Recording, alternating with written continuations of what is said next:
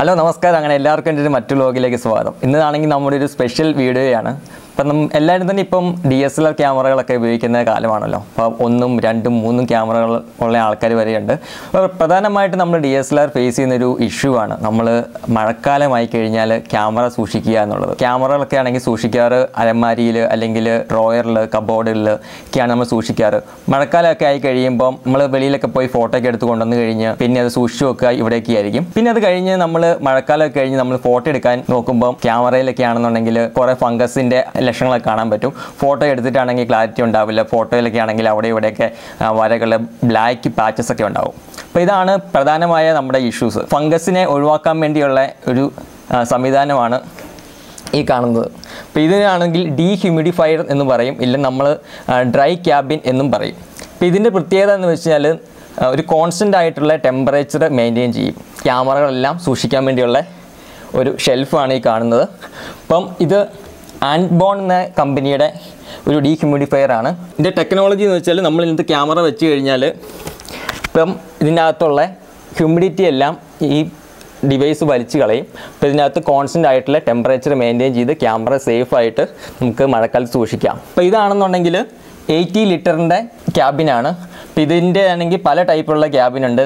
30 litres, 50 litre, 80 litre, 120 litres. അപ്പോൾ അതിൻ്റെ സൈസാണ് ഈ 80 ലിറ്ററിനെ ഡിനോട്ട് ചെയ്യുന്നത്. അപ്പോൾ നിങ്ങൾക്ക് എത്ര ക്യാമറയുണ്ട്, എത്ര ലെൻസ് ഉണ്ട്, അതനുസരിച്ചുള്ള ട്രൈ ക്യാബിൻ മേടിച്ചാൽ മതി. ഒരു ക്യാമറയൊക്കെ ഉള്ളൂ എന്നുണ്ടെങ്കിൽ ഇങ്ങനത്തെ ക്യാബിനൊന്നും മേടിക്കേണ്ട കാര്യമില്ല.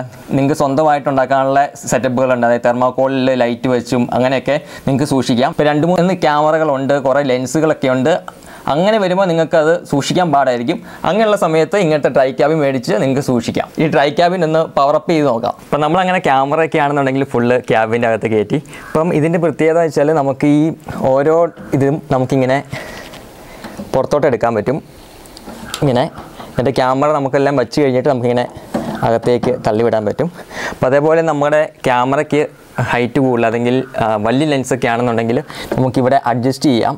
ഈ കാണുന്ന ക്ലാമ്പാണെന്നുണ്ടെങ്കിൽ നമുക്ക് ഏത് സൈസിലാണോ വേണ്ടത്, ഏത് ഹൈറ്റിലാണോ വേണ്ടത് അതനുസരിച്ച് അഡ്ജസ്റ്റ് ചെയ്ത് കഴിഞ്ഞാൽ നമുക്ക് ഈ റാക്കിൻ്റെ ഹൈറ്റ് കൂട്ടുകയും കുറയ്ക്കുകയും ചെയ്യാൻ പറ്റും. അപ്പോൾ നമുക്ക് ഇത്രയും ക്യാമറകളാണ് ഉള്ളത്. ഇനിയും വേറെയും ക്യാമറകൾ വെക്കാനുണ്ട്. അപ്പോൾ ഇതിലാണെന്നുണ്ടെങ്കിൽ ഫസ്റ്റ് കാണിക്കുന്നത് ടെമ്പറേച്ചറാണ്, സെക്കൻഡ് കാണിക്കുന്നത് ഡിസ്പ്ലേ, ഹ്യൂമിഡിറ്റിയാണ് കാണിക്കുന്നത്. അപ്പോൾ നമുക്ക് ഹ്യൂമിഡിറ്റി നമുക്ക് അഡ്ജസ്റ്റ് ചെയ്യാൻ പറ്റും. പിന്നെ ടെമ്പറേച്ചർ ആണെങ്കിൽ ഡിഗ്രി സെൽഷ്യസിലും അതേപോലെ തന്നെ ഫാരൻഹീറ്റിലും കാണിക്കുന്നുണ്ട്. നമുക്കിവിടെ സെലക്ട് ചെയ്ത് കഴിഞ്ഞാൽ ആ ഓപ്ഷൻസ് മാറ്റാൻ പറ്റും. പിന്നെ ജസ്റ്റ് ഈ ഒരു പവർ ബട്ടൺ ഞെക്കിക്കഴിഞ്ഞാൽ ഇവിടെ ലൈറ്റ് ഉണ്ടോ. ഇപ്പോൾ ക്യാമറ നമ്മൾ ഈ ഡാർക്കായിട്ടുള്ള റൂമിൽ ഇരിക്കുകയാണെന്നുണ്ടെങ്കിൽ നമുക്ക് ലൈറ്റ് ഓൺ ചെയ്ത് കഴിഞ്ഞാൽ ക്യാമറ അകത്തിരിക്കുന്ന ക്യാമറയും ലെൻസൊക്കെ കാണാൻ പറ്റും.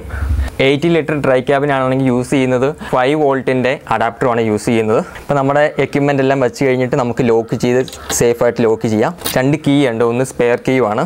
ഇപ്പോൾ ലോക്ക് ചെയ്ത് കഴിഞ്ഞാൽ സേഫായിട്ട് ഇരിക്കും. അപ്പോൾ ഇതേപോലത്തെ ഇത്രയും ക്യാമറ എക്യുപ്മെൻറ്റ്സ് ഒക്കെ നിങ്ങൾക്ക് ഉണ്ടെന്നുണ്ടെങ്കിൽ ഇത്രയും വേണമെന്നില്ല, ചെറിയ 2 ക്യാമറ അതേപോലെ 2-3 ലെൻസൊക്കെ ആണെന്നുണ്ടെങ്കിൽ ഇപ്പോൾ ഇതിൻ്റെ ചെറിയ ക്യാബിനായാലും വെച്ച് സൂക്ഷിക്കുകയാണെന്നുണ്ടെങ്കിൽ നിങ്ങളുടെ എക്യുപ്മെൻറ്റ്സ് സേഫായിട്ടിരിക്കും. ലെൻസ് ആണെങ്കിൽ ഫംഗസിൽ നിന്ന് ഒഴിവാക്കാൻ പറ്റും. ഇപ്പം ഫംഗസ് പിടിച്ചു കഴിഞ്ഞാൽ പിന്നെ നിങ്ങൾക്ക് എടുക്കുന്ന ഫോട്ടോയുടെ ക്വാളിറ്റി എല്ലാം കുറവായിരിക്കും. അതേപോലെ ഇനി അത് ആ ലെൻസ് ആണെന്നുണ്ടെങ്കിൽ ക്ലീൻ ചെയ്യണമെന്നുണ്ടെങ്കിൽ നല്ല റേറ്റും ആവും. അതേപോലെ ക്ലീൻ ചെയ്ത് കഴിഞ്ഞാൽ പിന്നെ ലെൻസിൻ്റെ ആ പഴയ പെർഫെക്ഷൻസ് കിട്ടാൻ ചാൻസ് കുറവാണ്. ഇങ്ങനത്തെ ക്യാബിൻ മേടിക്കുക, ക്യാമറ സേഫായിട്ട് വെക്കുക. അപ്പോൾ നിങ്ങൾക്ക് വീഡിയോ ഇഷ്ടമായെന്ന് വെച്ചിരിക്കുന്നു. വീഡിയോ ഇഷ്ടമായെങ്കിൽ ലൈക്ക് ചെയ്യുക, നിങ്ങളുടെ ഫീഡ്ബാക്ക് സെഷൻസ് കമൻറ്റ് ചെയ്യുക. അപ്പോൾ ഇതേപോലത്തെ വീഡിയോസ് കാണാൻ വേണ്ടി ചാനൽ സബ്സ്ക്രൈബ് ചെയ്യുക. അപ്പോൾ എല്ലാവർക്കും മറ്റൊരു വീഡിയോസ് കാണാം. Bye bye.